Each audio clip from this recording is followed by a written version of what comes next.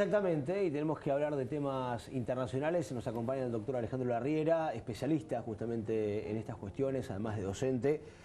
Y bueno, queríamos abordar uno de los tantos temas internacionales. Por ahí el tema internacional por excelencia hoy en cuanto a conflicto, más allá de que nosotros tengamos acá regionalmente uno, pero bueno, lo dejamos para otro capítulo, el tema es Botnia, con Uruguay. Pero uno, antes que nada, buen día, ¿cómo le va, doctor? Buen día, ¿cómo andás? Bien.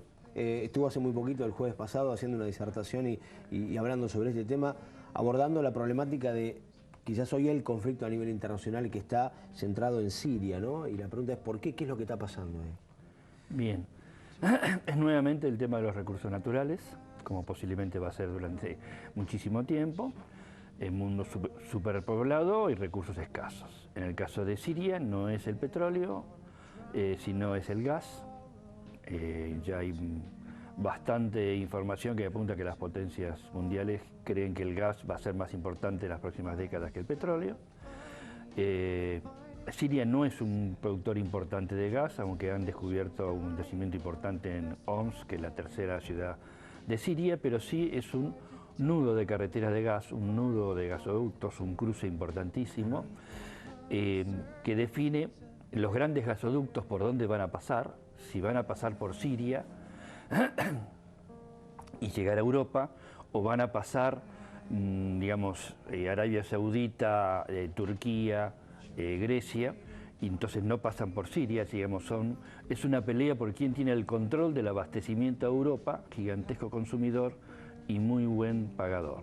Por eso el interés de las potencias en ese lugar, más allá del conflicto interno que tengan, ¿no? Religioso, político. Hay un viejo conflicto religioso que dividió el Islam en el siglo VII entre la rama sunita y la rama chiita, que sigue siendo un conflicto, pero esto ha sido siempre potenciado, manipulado, manejado, incentivado por las potencias occidentales y no occidentales, también lo ha hecho la Unión Soviética en su momento. Entonces sí, yo creo que en este caso, en la cuestión religiosa, las rivalidades, etcétera, tiene más que ver con el mensaje mediático al mundo que esconde esta puja por la producción y el transporte del gas. Y quien abastece a Europa tiene también esto relación a cuál es la relación de Europa con Rusia. Rusia le envía el 32% de su producción, el 32% de lo que consume Europa lo recibe de Rusia, lo cual le da una gran dependencia energética que Estados Unidos y algunas potencias occidentales intentan disminuir para tener mejor juego y por lo tanto hace algunos años se implementaron el proyecto Nabucco, que era de un gigantesco gasoducto que no pasaba por lo que ellos consideran el eje del mal, Irán, Irak, Siria, sino que pasaba por Turquía, aliado histórico de Europa y miembro de la OTAN.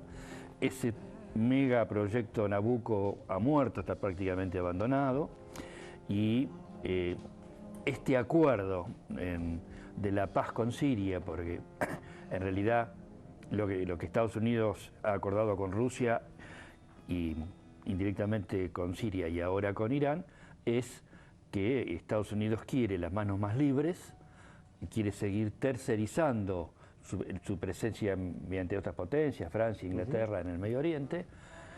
Estados Unidos ya ha manifestado públicamente que prioriza la zona del Asia-Pacífico, o sea, China, y quizá India más adelante, como la zona donde quiere poner todas sus energías, inclusive su potencia militar.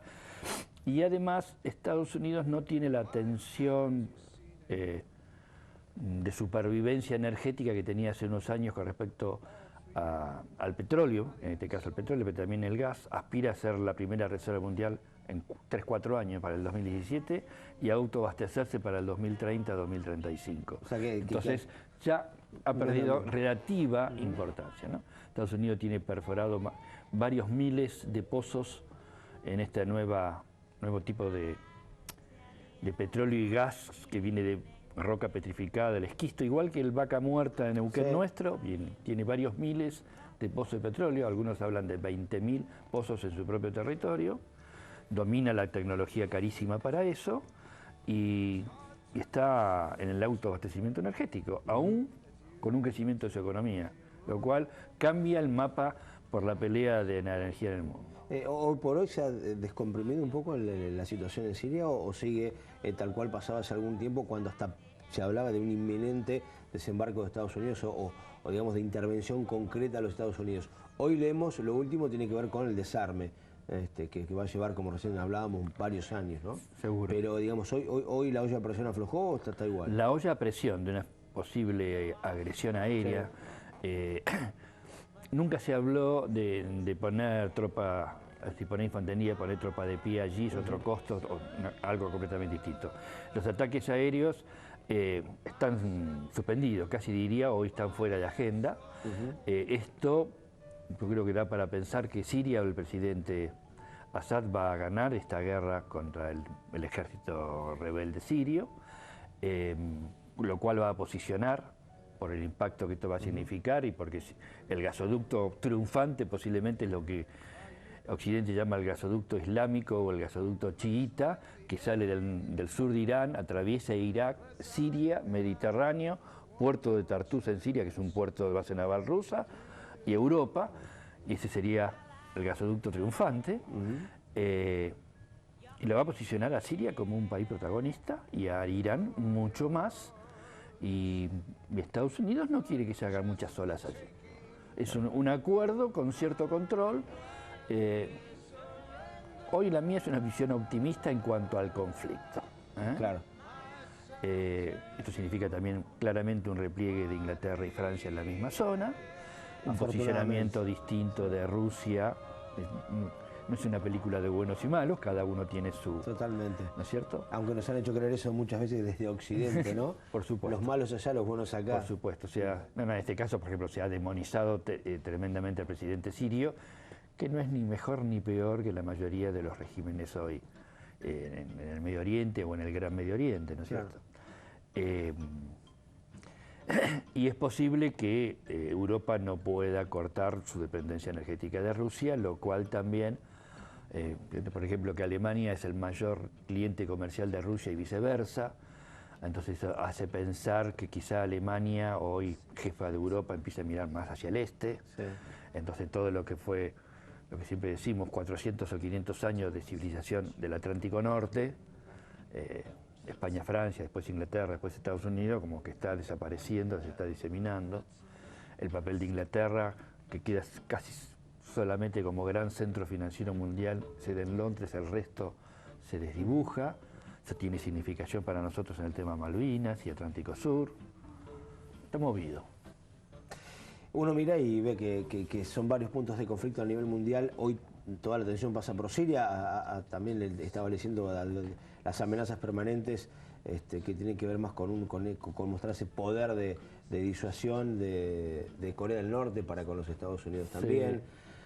Digamos, hoy el mundo hay como cierta transformación un poco, se ha derivado la atención de lo que es a veces, más allá de este conflicto en Siria, de Oriente Medio al Oriente Cercano y más que nada lo que es Corea, que sigue siendo, digamos, históricamente una amenaza latente para los Estados Unidos, ¿no?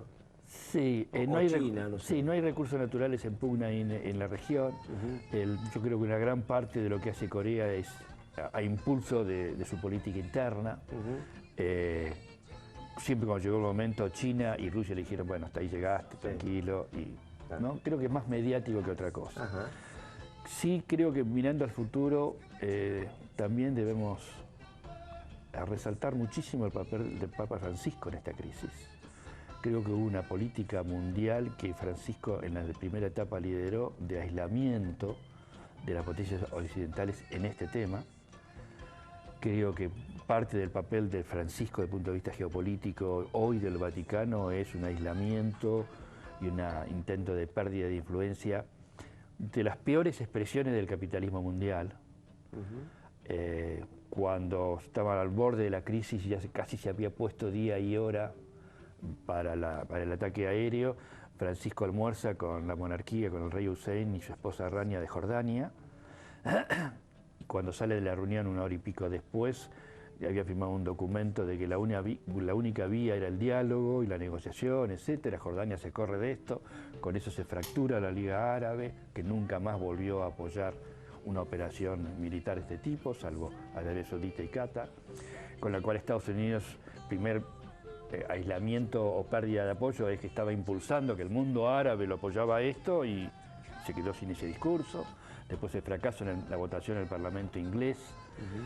Estados Unidos quedó aislado. Yo creo que Obama nunca quiso la guerra y aprovechó esto para no hacerla. Obama, cuando manda al Congreso que el Congreso vote y la apruebe el ataque a Siria, la Constitución no le exige esa aprobación, por lo tanto, lo primero se leyó como una medida de dilación para seguir negociando. Claro.